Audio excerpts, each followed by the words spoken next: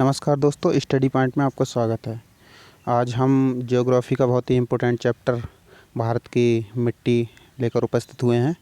तो इस चैप्टर को बड़े ध्यान से ही पढ़ना है हमको और एक एक पॉइंट क्लियर करके चलेंगे, जिससे हमारा परीक्षा में कोई भी क्वेश्चन छूटे ना। इससे जुड़े हुए क्वेश्चन हर परीक्षा में 1 या 2 क्वेश्चन ज़रूर आते हैं, तो इसको हम बड़े अच्छे से पढ़ेंगे और सरल भाषा में पढ़ने का प्रयास हम करेंगे। पहले मिट्टी की संरचना के बारे में पढ़ेंगे कि मिट्टी की संरचना क्या होती है, कैसे बनती है। फिर ह्यूमस क्या है, फिर मिट्टी के प्रकार और मृदा अपरदन और उसके प्रकार, फिर उसके बाद में अपरदन के रोकथाम। यानी कि अगर क्वेश्चन में लिखने को आ जाए पूरा क्वेश्चन, तो हम अच्छे से उसको लिख सकें और ज़्यादा नंबर पा सकें। इस प्रकार से हम पढ़ेंगे। चलते हैं हम।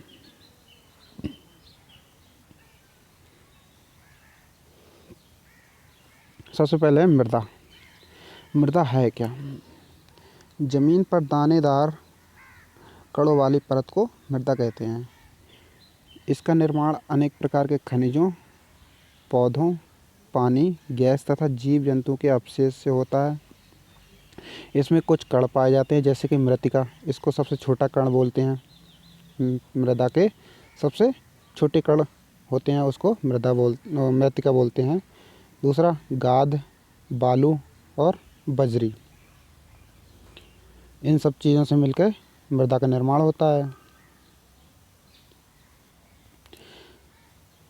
मृत्तिका सबसे ज़्यादा मात्रा में, कम मात्रा में मृत्तिका होती है।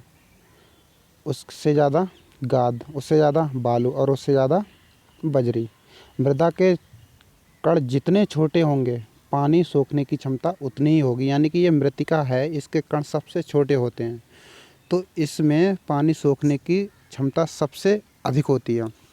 आगे चलेंगे कि कौन सी मिट्टी में पानी सोखने की क्षमता कम होती है और कौन सी मिट्टी में पानी सोखने की क्षमता ज़्यादा होती है। तो आगे हम विस्तार से इसको पढ़ने वाले हैं, तो वीडियो को लास्ट तक देखें। और अगर वीडियो पसंद आए तो हमारे चैनल को सब्सक्राइब करें, लाइक करें, बेल आइकन का बटन दबाएं और शेयर करना ना भूलें। चलते हैं हम आगे। अब आते हैं हम ह्यूमस। ह्यूमस क्या है? ह्यूमस गाढ़े भूरे या काले रंग का कार्बनिक पदार्थ, यानी इंग्लिश में बोल सकते हैं इसको ऑर्गेनिक मटेरियल होता है। पेड़ का, अब सरल भाषा में इसको देखते हैं। पेड़ पौधे, पत्ते व सूक्ष्म जीवों के अपघटक से जो कार्बनिक पदार्थों का निर्माण होता है, उसे हम ह्यूमस कहते हैं। यानी हम कह सकते हैं कि पेड़ पौधे, पत्ते और सूक्ष्म जीवों के अपघटक, यानी कि सड़ने गलने से जो जिस पदार्थ का निर्माण होता है, हम उसे ह्यूमस कहते हैं। मिट्टी में इसकी मात्रा अलग अलग होती है। ये मिट्टी में नमी बनाए रखता है। यानी कि ह्यूमस जो है वो क्या करता है, किसका काम करता है? नमी बनाए रखता है। क्वेश्चन अगर यहाँ से बनता है कि मिट्टी में नमी बनाने का काम कौन करता है, तो ह्यूमस। ठीक है, आगे चलते हैं। एक केंद्र है हमारा भारतीय कृषि अनुसंधान परिषद, यानी कि ICSAR ने भारतीय मिट्टी को रंग रूप के आधार पर 8 भागों में बांटा है। यानी किस रंग रूप की होती हैं उसको 8 भागों में बांटा है। सबसे पहले हम पढ़ेंगे जलोढ़ मिट्टी, काली मिट्टी, लाल या पीली मिट्टी, लैटेराइट मिट्टी, शुष्क मिट्टी, लवणीय मिट्टी, पीटमय मिट्टी और वन या फिर पर्वतीय मिट्टी। ठीक है, इन सब के बारे में हम अच्छे से पढ़ेंगे, तो वीडियो पर बने रहें। देखिए, इस प्रकार से हम मैप देख लेते हैं भारत का। ये है जलोढ़ मिट्टी। कौन सी है? जलोढ़ मिट्टी। ठीक है, ये वाली जो उत्तर भारत और कुछ उत्तर पूर्वी हिमालय में स्थित है, ये कौन सी? पर्वतीय मिट्टी। ठीक है, ये हमारी मरुस्थलीय मिट्टी रही। मरुस्थलीय या फिर इसको शुष्क मिट्टी भी बोल सकते हैं। ठीक है, इस मिट्टी को हमने लाल या फिर पीली मिट्टी बोलते हैं, या फिर पीली मिट्टी। ठीक है। ये हमारी जो है वो काली मिट्टी है, जिसके बारे में हम आगे पढ़ेंगे कि कपास के लिए ये उपयुक्त होती है। और हमारी कुछ लैटेराइट मिट्टी है, यहाँ ये पॉइंटों से मैंने इंगित किया है इधर ये। और जलोढ़ मिट्टी और कई अन्य प्रकार की मिट्टी, कुल मिला के हम 8 प्रकार की मिट्टियों के बारे में हम इस वीडियो में जानकारी लेंगे। सबसे पहले आते हैं हम जलोढ़ मिट्टी कि जलोढ़ मिट्टी क्या है। इसे हम दोमट मिट्टी के नाम से भी जानते हैं। दोस्तों किस नाम से जानते हैं? दोमट मिट्टी या फिर कछारी मिट्टी। अगर क्वेश्चन में आता है कि जलोढ़ मिट्टी को अन्य किस नाम से जाना जाता है, ऑप्शन में देगा कछारी मिट्टी या दोमट मिट्टी या कछारी व दोमट मिट्टी दोनों, या इनमें से कोई नहीं, या किसी दो अन्य नाम दे दिया जाएगा, तो हमारा आंसर क्या बनेगा? हमारा दोमट या कछारी मिट्टी। ठीक है। इसमें क्या क्या शामिल होता है? इसमें 40% बालू, 40% मृतिका, जो हमने अभी बताया था कि बालू के सबसे छोटे कण कौन होते हैं? मृतिका। ठीक है। अगर क्वेश्चन में आता है कि बालू के सबसे छोटे कण कौन से होते हैं, तो मृतिका। 20% गाद। ये भारत की सबसे उपजाऊ मिट्टी है। अन्य मिट्टियों की तुलना में ये कम उर्वर की आवश्यकता होती है, यानी कि इसमें जो उर्वरक खाद है वो कम से कम डाले जाते हैं अन्य मिट्टियों की तुलना में। भारत में सबसे ज़्यादा जलोढ़ मिट्टी पाई जाती है। ये क्वेश्चन में आया भी है, और एक बार नहीं कई बार क्वेश्चन में आया है कि भारत में सबसे ज़्यादा क्षेत्रफल किस मिट्टी का है, तो जलोढ़ मिट्टी का। ठीक है। ये लगभग 40% क्षेत्रफल पे है। इसका विस्तार कहाँ तक है? इस मिट्टी का विस्तार पंजाब से आसाम तक के मैदानी भाग, यानी कि गंगा, ब्रह्मपुत्र, यमुना के मैदानी भागों के साथ साथ नर्मदा, महानदी, कृष्णा, गोदावरी आदि नदियों के तटीय मैदानों पर यह मिट्टी पाई जाती है। कह सकते हैं कि उत्तरी क्षेत्र और तटीय मैदानों में ये मिट्टी पाई जाती है। क्वेश्चन में आता है कि कहाँ से कहाँ तक विस्तार है, तो गंगा, यमुना, ब्रह्मपुत्र नदी के तटीय मैदानों में, और पंजाब से लेके आसाम तक, यानी उत्तर भारत में। इसमें कौन कौन से तत्व, खनिज तत्व पाए जाते हैं? इसमें पोटास, चूना, फास्फोरिक एसिड की प्रचुर मात्रा पाई जाती है, लेकिन इसमें नाइट्रोजन और ह्यूमस की कमी पाई जाती है। यानी एक बार क्वेश्चन में आया भी था, यूपी पुलिस के एग्ज़ाम में आया था कि भारतीय मिट्टी में किस तत्व की कमी पाई जाती है, तो हमारा आंसर था नाइट्रोजन। ठीक है। लगभग सभी मिट्टियों में, कुछ मिट्टियों को छोड़ के सभी मिट्टियों में नाइट्रोजन और ह्यूमस की कमी पाई जाती है। इसीलिए हम यूरिया का प्रयोग करते हैं और अन्य खाद का प्रयोग करते हैं नाइट्रोजन की कमी को पूरा करने के लिए। नेक्स्ट पॉइंट है हमारा, ये चावल की खेती के लिए उपयुक्त है। यानी कि अगर क्वेश्चन में आता है कि चावल की खेती के लिए किस मिट्टी में उगाया जाता है, तो हमारा आंसर होगा वो दोमट मिट्टी में। ठीक है। इसके साथ ही गन्ना, गेहूँ, कपास, सब्जियां भी उगाई जाती हैं। अब समझते हैं कि ये जो मिट्टी है वो कितने प्रकार की है। यह है 2 प्रकार की, बांगर और खादर। अब इनको समझते हैं, बांगर और खादर किसे कहते हैं।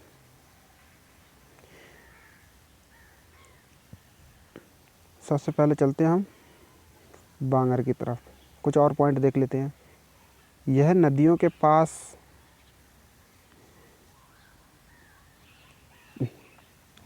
जो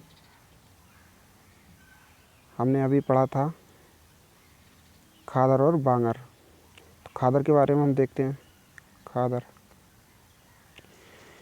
यह मिट्टी उपजाऊ मिट्टी होती है, यानी कि हम सरल भाषा में कह सकते हैं कि नदियों द्वारा बाढ़ के रूप में लाई गई नई मिट्टी को हम खादर कहते हैं, और ये कृषि के लिए उपजाऊ होती है, और ये नदियों के किनारे पाई जाती है। ठीक है। अब चलते हैं बांगर की तरफ, बांगर को देखते हैं। यहाँ पर हमने पॉइंट भी दे रखा है, ये नदियों के पास पाई जाती है और नदियों द्वारा बाढ़ के कारण हर वर्ष परत के रूप में जम जाती है। किस रूप में जम जाती है? परत के रूप में, और बारीक गाद के कारण इसमें जल ग्रहण की शक्ति सबसे अधिक होती है। यानी कि अगर क्वेश्चन में आता है कि जल ग्रहण की शक्ति, ना कि जल सोखने की शक्ति, जल ग्रहण की शक्ति किस मिट्टी में सबसे ज़्यादा होती है, तो कौन सा है, जलोढ़ मिट्टी का जो है खादर मिट्टी उसको। ठीक है। और अगर आ जाए जल सोखने की शक्ति कौन सी है, तो हम आगे पढ़ेंगे कि कौन सी मिट्टी है कि जल सबसे ज़्यादा सोखती है। और अब आता है बांगर। ये बंजर भूमि होती है, इसको सीधे सीधे देख लेंगे कि ये बंजर भूमि होती है, इसमें कुछ ज़्यादा पैदा नहीं होता, उत्पादन नहीं होता, तो इसको हम एक ही पॉइंट से कवर कर लेंगे। देखिए जलोढ़ मिट्टी, यहाँ से यहाँ तक जलोढ़ मिट्टी का विस्तार हमने अभी बताया था कि पंजाब से लेकर आसाम तक, और कुछ गुजरात, ये यूपी, दिल्ली, हरियाणा, पंजाब, और यहाँ पर हमने बताया था ये महानदी का तट, और ये उड़ीसा, छत्तीसगढ़, इधर कृष्णा, ये सब यहाँ पे जलोढ़ मिट्टी पाई जाती है। आगे चलते हैं हम। काली मिट्टी। ठीक है। काली मिट्टी को कई नामों से जाना जाता है। क्वेश्चन में यहाँ से क्वेश्चन बहुत बनते हैं। सबसे पहले तो यही क्वेश्चन बन जाता है कि रेंगुर मिट्टी किसे कहते हैं, तो काली मिट्टी को। ठीक है। इसको कपासी मिट्टी भी कहते हैं, क्योंकि इसमें कपास की खेती सबसे ज़्यादा होती है। ट्रॉपिकल ब्लैक अर्थ भी बोलते हैं। और लावा मिट्टी, क्योंकि यह लावा की तरह दिखती है और ज्वालामुखी से निकलती है। ठीक है। आगे हमारा पॉइंट कि इसका निर्माण ज्वालामुखी से निकला लावा के जम जाने से, जब बेसाल्ट लावा की इन चट्टानों के टूटने से होता है। यानी कि जब लावा जम जाता है ज्वालामुखी से निकलकर, तब वह लावा टूटता है, तो इस मिट्टी का निर्माण करता है। इसीलिए इसको लावा मिट्टी बोलते हैं। अभी हमने इसको बताया भी था। ये कहाँ कहाँ पाई जाती है? यह मिट्टी दक्कन ट्रैप के ऊपरी हिस्से, गुजरात, जैसे महाराष्ट्र, मध्य प्रदेश और छत्तीसगढ़ में पाई जाती है। इसमें कौन कौन सी खेती होती हैं, अभी और पॉइंट देख लेते हैं। सबसे ज़्यादा काली मिट्टी, अगर क्वेश्चन में आता है सबसे ज़्यादा काली मिट्टी किस राज्य में पाई जाती है, तो हमारा आंसर होगा महाराष्ट्र में। ठीक है। सबसे ज़्यादा काली मिट्टी महाराष्ट्र में पाई जाती है। दक्कन के पठार के अलावा यह मालवा क्षेत्र में भी पाई जाती है। मालवा क्षेत्र कहाँ है? मध्य प्रदेश में। ठीक है। इसका रंग टाइटेनी फेरस मैग्नेटाइट के कारण इसका काला रंग होता है। अगर क्वेश्चन में आता है हमारा कि काली मिट्टी का रंग काला किस कारण होता है, तो टाइटेनी फेरस मैग्नेटाइट के कारण। ठीक है।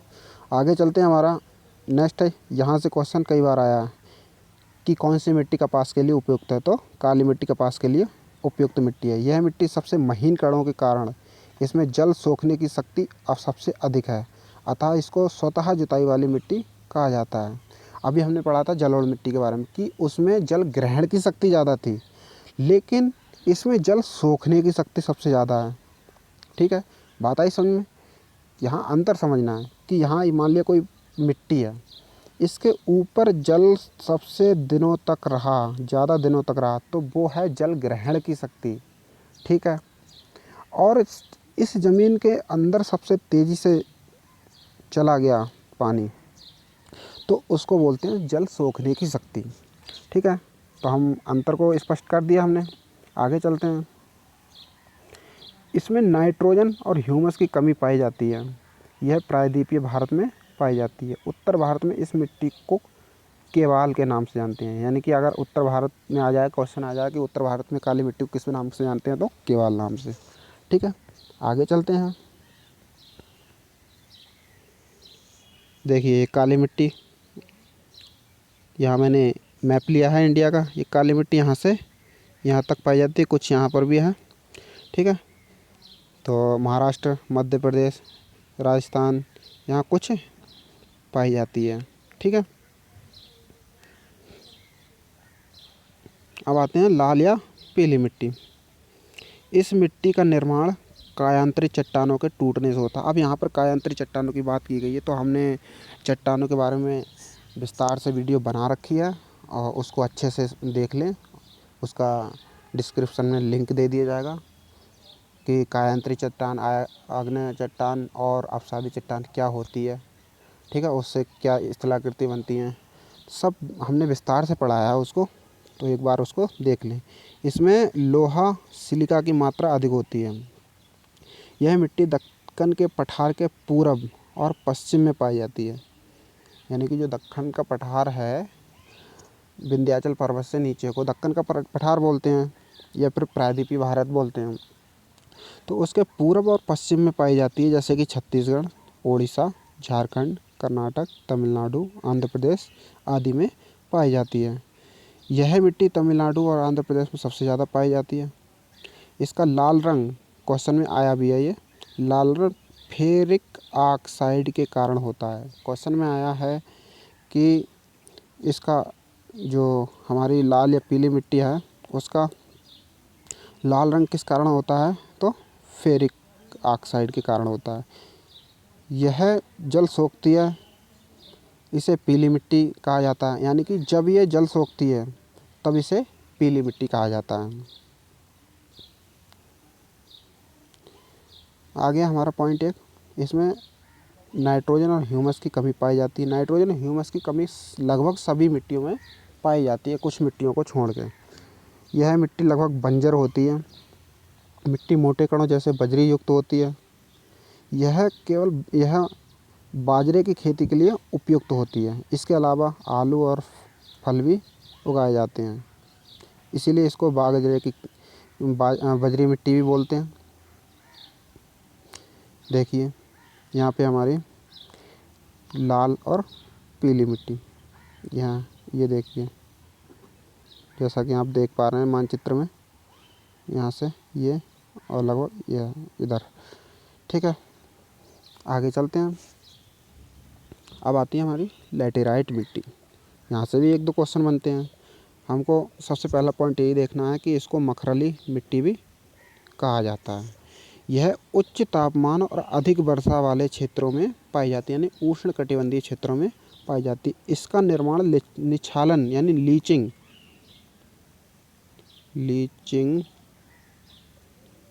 के कारण होता है।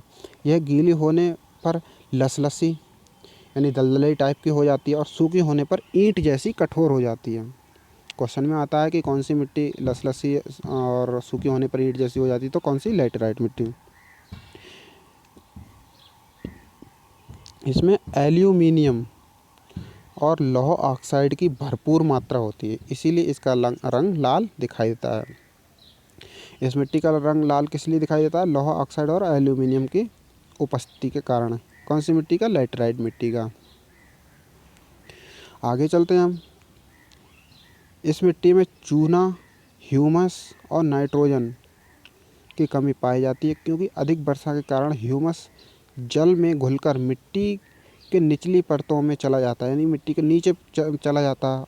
यह मिट्टी कर्क और मकर रेखा के बीच के राज्यों में, जैसे कि कर्नाटक, उड़ीसा, महाराष्ट्र, तमिलनाडु, केरल और पूर्वोत्तर में मेघालय में पाई जाती है। यह मिट्टी कम उर्वरता वाली होती है, लेकिन इसमें उर्वरकों का प्रयोग कर काजू, चाय, कॉफ़ी, गन्ना आदि की खेती की जाती है। यह मिट्टी इलायची, चाय, काजू के लिए उपयुक्त मानी जाती है। केरल, आंध्र प्रदेश, तमिलनाडु में काजू के लिए सबसे उपयुक्त लाल लैटेराइट मिट्टी मानी जाती है। कौन सी, लाल लैटेराइट, ठीक है। देखिए यहाँ पे मैंने मानचित्र में लिया है, यहाँ ये केरल का हिस्सा, ये यहाँ ये भी, और यहाँ कुछ पूर्वोत्तर, ठीक है। इन हिस्सों में लैटेराइट मिट्टी पाई जाती है। आगे चलते हैं। लवणीय मिट्टी, ठीक है। इस मिट्टी में नमक की मात्रा बढ़ जाती है। जब मिट्टी में नमक की मात्रा बढ़ जाती है तो ऐसी मिट्टी को लवणीय मिट्टी कहते हैं।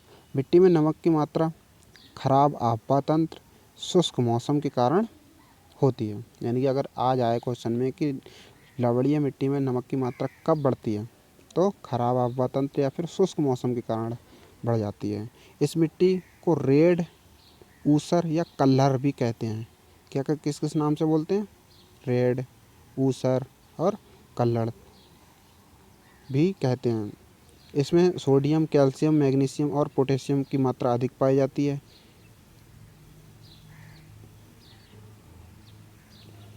ये ख़ास तौर से मिट्टी गुजरात में पाई जाती है। यहाँ पर ये गलत लिख दिया है, यहाँ पर प्रकार होने चाहिए। इस प्रकार की मिट्टी गुजरात में पाई जाती है। अब चलते हैं हम शुष्क मिट्टी या फिर सूखी मिट्टी। इस मिट्टी का रंग लाल होता है। यह मिट्टी दिखने में बलुई, प्रकृति में लवड़ीय होती है, यानी कि दिखने में तो ये बलुई होती है, बालू जैसी भुरभुरी, और प्रकृति में ये लवड़ीय होती है। इसमें नमक की मात्रा अधिक पाई जाती है। जिस प्रकार से लवड़ीय मिट्टी होती है वैसे ही ये भी लगभग होती है। इसमें ह्यूमस और नमी की मात्रा कम पाई जाती है। यह राजस्थान के पश्चिमी भाग में पाई जाती है। यहाँ पर शुष्क मौसम होता है या फिर मरुस्थल पाया जाता है। देखिए यहाँ पे मैंने इसको दिखाने का प्रयास किया है। ये है, ठीक है, राजस्थान है, राजस्थान का इधर का हिस्सा है पश्चिमी का। अब आती है पर्वतीय मिट्टी। इस प्रकार की मृदा पर्वतीय क्षेत्र में देखने को मिलती है। इसमें कंकड़ पत्थर की मात्रा अधिक होती है। इसमें पोटास, चूना और फास्फोरस की कमी पाई जाती है।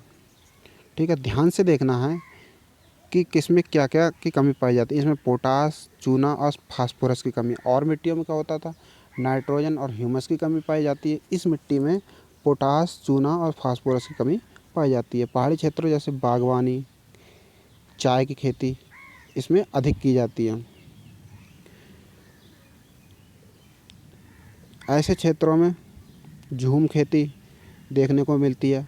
अब झूम खेती क्या होती है, झूम खेती के पहले एक पॉइंट देख लेते हैं। ये सबसे ज़्यादा नागालैंड में होती है, ठीक है। अब झूम खेती क्या होती है, मान लिया जाए कोई क्षेत्र विशेष है ये, ठीक है, यहाँ पर कोई मानव खेती करने के लिए बसा हुआ है, तो वह वनों को काट कर खेती कर रहा है।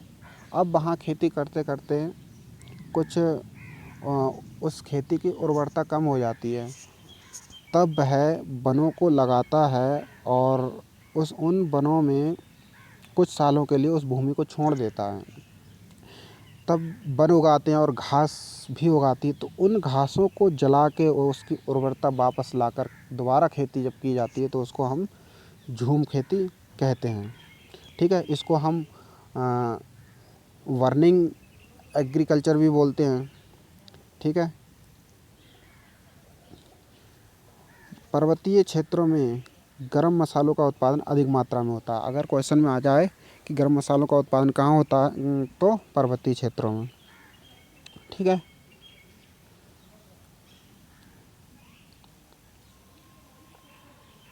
देखिए यहाँ पे मैंने पर्वतीय मिट्टी को दिखाने का प्रयास किया। यहाँ ये उत्तर भारत में और कुछ उत्तर पूर्वी हिमालय का भाग है, वहाँ पे पाई जाती है।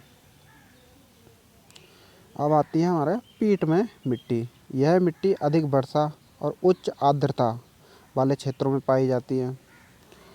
इसे दलदली मिट्टी या जैविक मिट्टी भी कहा जाता है। जैव पदार्थों की उपस्थिति के कारण ह्यूमस और जैव पदार्थों की पर्याप्त मात्रा इसमें पाई जाती है, ठीक है। यानी कह सकते हैं हम जैव पदार्थों की उपस्थिति के कारण ह्यूमस और जैव पदार्थों की पर्याप्त मात्रा पाई जाती है। इसका रंग काला होता है, ठीक है। काली मिट्टी का भी रंग काला होता है, लेकिन इसका भी रंग काला होता है। ये उत्तराखंड, केरल, पश्चिम बंगाल में पाई जाती है। इसमें सबसे बड़ा गुण कौन सा होता है, जीवाश्म का पाया जाना। यानी कि एक ही गुण है इसमें, जीवाश्म का पाया जाना, इसलिए इसको जैव मृदा भी बोलते हैं। किसको, पीठ में मिट्टी को, ठीक है। आगे चलते हैं। भारत में सभी प्रकार की मिट्टी में जैव पदार्थों की कमी पाई जाती है, लेकिन काली मिट्टी में कुछ जैव पदार्थों की मात्रा पाई जाती है। मैंने बोला था कि जैव पदार्थ जैसे कि नाइट्रोजन और ह्यूमस की कमी पाई जाती है, लेकिन काली मिट्टी में कुछ जैव पदार्थों की मात्रा पाई जाती है। भारत में सबसे ज़्यादा जलोढ़ मिट्टी, इसका क्रम देख लेते हैं। सबसे ज़्यादा जलोढ़ मिट्टी, उससे कम पीली मिट्टी, कभी कभी क्रम से भी क्वेश्चन आ जाते हैं। उसके बाद में काली मिट्टी और लैटराइट मिट्टी। हम इन्हीं को ही पढ़ेंगे, 1, 2, 3 और 4 को ही। यानी कि सबसे पहले अगर क्वेश्चन में क्रमवार आ जाए तो जलोढ़ मिट्टी, पीली मिट्टी, काली मिट्टी और लैटराइट मिट्टी, ऑप्शन देख के हम लगा सकते हैं। अब आता है हमारा अम्लीय और क्षारीय मिट्टी। ठीक है, आपने पीएच मान के बारे में तो पढ़ा ही होगा। पीएच मान उदासीन मान होता है 7। ठीक है, अगर इससे संख्या ज़्यादा होती है, किसी भी चीज़ का पीएच मान 7 से अधिक होता है तो वो क्या होती है, अम्लीय। ठीक है, यानी सही शब्दों में अम्ल का मतलब होता है कि पतला होना, कि पानी जैसा होना। ठीक है, और अगर ये 7 से कम होता है तो वो क्षारीय होती है, यानी कि थोड़ा ठोस रूप ले सकती है। सामान्य भूमि का पीएच मान 6 से 7 होता है। फसलें इसी पीएच मान में उगती हैं। कौन से पीएच मान में, अगर क्वेश्चन में आता है कि फसलें किस पीएच मान में होती है तो 7 या फिर 6। ठीक है, या फिर ऐसे भी आ सकता है 6 से लेकर 7 तक। तो जिस मिट्टी का मान 7 से ज़्यादा होता है तो वह मिट्टी अम्लीय होती है। ठीक है, जैसे पानी की जैसी। और जब मिट्टी का मान 7 से कम होता है तो वह मिट्टी क्षारीय मिट्टी कहलाती है। मिट्टी में अम्लता कम करने के लिए चूने का प्रयोग करते हैं, यानी कि यहाँ पर ध्यान से समझना है, और क्वेश्चन में भी आया है। मिट्टी में अम्लता कम करने के लिए चूने का प्रयोग करते हैं, यानी कि पानी से क्षारीय बनाने के लिए चूने का प्रयोग करते हैं। और क्षारीयता कम करने के लिए, यानी क्षारीय से यानी कठोर से पानी जैसा बनाने के लिए जिप्सम का प्रयोग करते हैं। ठीक है, आगे चलते हैं। अब बात आती है मृदा अपरदन। अभी तक हमने मिट्टी के प्रकार, उनके गुण और उसमें कौन कौन सी फसल होती हैं, उनका आकार के बारे में पढ़ा, ह्यूमस के बारे में पढ़ा। अब आते हैं हम मृदा अपरदन के बारे में। वनस्पतियों के ना होने से प्राकृतिक कारणों से मृदा का टूटकर एक स्थान से दूसरे स्थान पर चले जाना ही मृदा अपरदन कहलाता है। मैं सही शब्दों में आपको बता दूं तो वैसे स्थान जहाँ पर पेड़ पौधे नहीं हैं या फिर पर्वतीय क्षेत्र, तो वहाँ प्राकृतिक कारणों से वर्षा जब होती है तब वर्षा के साथ पानी के बहाव के साथ मिट्टी जब एक स्थान से दूसरे स्थान पर आकर रुक जाती है तब उस स्थान में मृदा अपरदन होता है, और उससे जो क्रिया होती है उसको क्या बोलते हैं हम, मृदा अपरदन। इसके कारण क्या क्या होते हैं, जैसे कि वनों की कटाई होना, झूम खेती होना, जो कि हमने अभी बताया था। झूम खेती क्या होती है कि वनों को किस प्रकार से जला दिया जाता है और उसको खाली छोड़ दिया जाता है। तो जब वर्षा होगी, जब वन नहीं होगा, पौधा नहीं होगा, तो मिट्टी ऑटोमेटिक कट जाएगी वहाँ। अधिक वर्षा का होना, भूस्खलन होना, यानी कहीं कहीं ज़मीन फट जाती है तो वहाँ से ज़मीन धंस जाती है और दरार के रूप में दिखने लगती है, तो उसको भूस्खलन बोलते हैं। अधिक सिंचाई होना और अधिक उर्वरकों का प्रयोग होना, यानी खाद का ज़्यादा प्रयोग भी मिट्टी के कटाव यानी मृदा अपरदन में सहायक होता है। अब तो यहाँ पर रहे कि मृदा अपरदन क्या है, इसके कारण क्या हैं, लेकिन इसको रोकथाम के लिए भी कुछ उपाय, उसके बारे में हम पहले देखेंगे कि मृदा अपरदन के प्रकार कितने हैं। सबसे पहला प्रकार है आसफाल प्रकार। ठीक है, यहाँ पर सही से समझना है। जब बारिश की बूंदें ज़मीन पर गिरती हैं तब मृदा अपने मुख्य भाग से अलग हट जाती है, इसी को आसफाल अपरदन कहते हैं। देखिए मैं आपको समझा दूँ, जैसे मान लिया जाए ये ज़मीन है, बूंदें गिरी यहाँ से, आसमान से आके बूंदें गिरी। अब बूंदों के आकार या उससे थोड़ा सा बड़ा गड्ढा वहाँ पे हो गया, वहाँ की ज़मीन हट के इधर उधर फैल गई। ठीक है, ये छोटा भी हो सकता है, जितने निर्भर करता है कि बूंदों के आकार के ऊपर। ठीक है, तो जब ये मुख्य भाग से हट जाती है तब इसको बोलते हैं हम आसफाल अपरदन। ठीक है, दूसरा है हमारा परत अपरदन।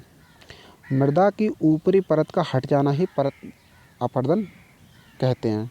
ठीक है, अब यहाँ पर समझेंगे, जब बारिश की बूंदें ज़मीन पर गिरती हैं तब कुछ जो ऊपरी परत होती है वो हट जाती है, तो उसको हम परत अपरदन बोलते हैं। अब यह ज़्यादा हानिकारक होता है क्योंकि इसमें ऊपरी परत जो उर्वरक होती है वो हट जाती है, यानी कि ऊपरी परत मिट्टी में होती है तो वो उर्वर क्षमता ज़्यादा रखती है, फसल अच्छी उगाती है। तो अधिक वर्षा के कारण वो परत हट जाती है और परिणाम ये निकलता है कि उसकी उर्वर शक्ति ख़त्म हो जाती है।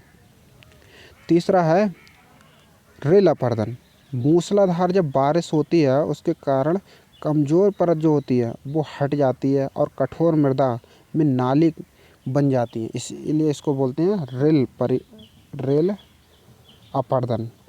यानी कि परत अपर्दन अगर ज़्यादा मूसलाधार वर्षा होती है तो ये रेल अपर्दन में परिवर्तित हो जाता है। ठीक है, अभी हमने अपर्दन के प्रकार पढ़े और अगला है अवनालिका अपर्दन। अवनालिका अपर्दन, ठीक है। रेल अपर्दन का दूसरा रूप ही अवनालिका अपर्दन है। जब जल की मात्रा बढ़ जाती है तो ढलानों में जल का वेग तेज हो जाता है, यानी ढलानों से नीचे उतरते हुए वेग तेज होता है, जिसके कारण धाराएं अवनालिकाओं में बदल जाती हैं, यानी नाली के रूप में बदल जाती हैं। तो इनको ही हम अवनालिका अपर्दन बोलते हैं। ठीक है, और यही अवनालिका जो होती हैं बड़े बड़े गड्ढों में परिवर्तित हो जाती हैं। तो हमने प्रकार पढ़े कि मृदा अपर्दन के प्रकार कितने हैं।